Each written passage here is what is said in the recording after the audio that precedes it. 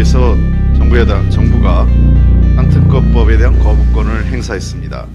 국회가 어제 오후 정부로 법안을 이송한 지 하루도 지나지 않아서 마치 무슨 군사작전 펼치듯이 국무위원들을 동원해서 특검에 대한 거부권을 의결한 것입니다.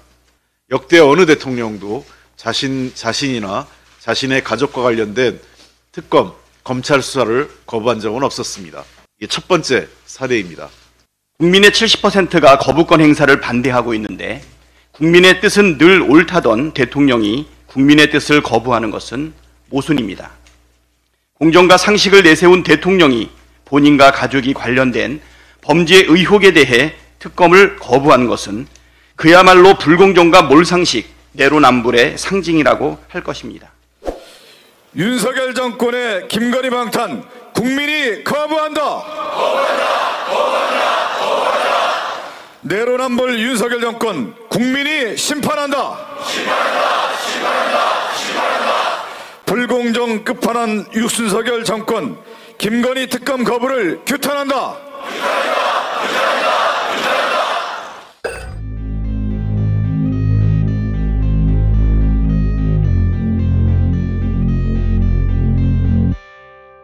오늘 대한민국의 공정과 정의가 무너진 날입니다.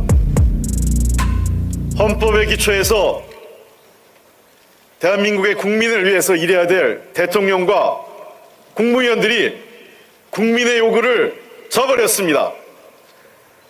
국회가 지난해 연말 두 개의 쌍특검법을 통과시킨 지 10분도 되지 않아서 대통령실에서는 거부권을 행사하겠다고 했습니다. 그리고 마치 국회가 언제든지 보내기만 하면 바로 거부권을 행사하겠다, 준비됐다는 듯이 임시국무회의를 준비해왔습니다. 민생과 경제, 국가적 사안에 대한 관심이 없고 오직 대통령 본인과 자신의 배우자 김건희 여사를 지키기 위한 방탄 국무회의로서 전락시켜버린 겁니다. 매우 유감스럽습니다. 정의당이 대표 발의한 두 개의 법안이 모두 국무회의에서 대통령 거부권이 행사돼서 다시 국회로 공이 넘어오게 됐습니다. 역사적으로 이런 일이 있었을까 싶습니다. 아까 홍익표 원내대표님께서도 말씀하셨지만 부끄러운 이름들이 있습니다. 김영삼, 김대중 정부에게는 아들이 구속됐고 노무현 이명박 정부는 재직 중에 친형이 구속됐습니다. 친인척이 없을 것 같던 박근혜 전 대통령도 가까운 사람이 구속됐고 정권이 붕괴됐습니다. 그럼에도 불구하고 자신의 측근 비리에 대한 검찰 수사를 가로막은 역사는 없었습니다. 최고 위정자들의 부끄러운 친인척 비리, 측근 비리가 있었다는 것은 부끄럽지만 다행히 그 시기에 제대로 된 수사를 어느 정도 했던 것이 우리 사법 시스템이었고 민주주의였습니다. 그조차 붕괴되고 있는 것이 지금 윤석열 정부입니다. 새해를 맞은 국민들께 윤석열 대통령의 선물은 김건희 비리 특검법에 대한 거부권 행사였습니다. 배우자 비리 의혹에 대한 공정한 수사를 결코 용납하지 않겠다는 선언이자 거부권 행사에 반대하는 압도적 다수 국민에 대한 선전포고입니다. 여야 합의가 안 되었다고요?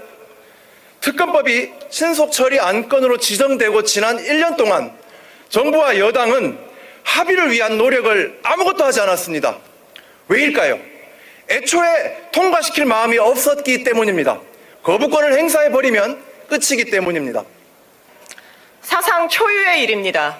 거부권을 남발하다 못해 이제 예고까지 하고 있습니다.